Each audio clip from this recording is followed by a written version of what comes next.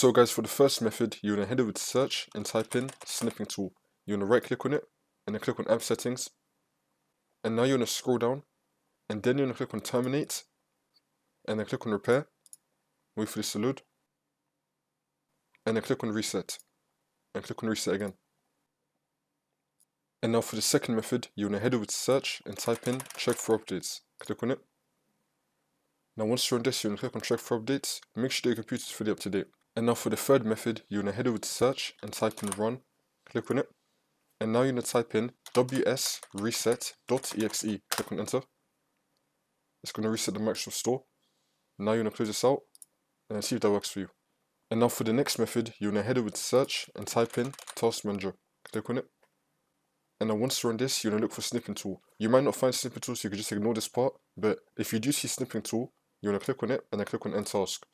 And now for the next method, you want to head over to search and type in Add or Remove Programs. Click on it. And then once you're on this, you want to scroll down until you find Snipping Tool. You want to click on the three dots and then click on Uninstall, and then you want to uninstall it. And then once you've uninstalled Snipping Tool, you want to head over to search again and type in Microsoft Store. Click on it. And then once you're in the Microsoft Store, you want to search for Snipping Tool. Click on it. And then once you're on this, you just want to download it again. And now once you download it again, you just want to restart your computer, and then the problem should be fixed.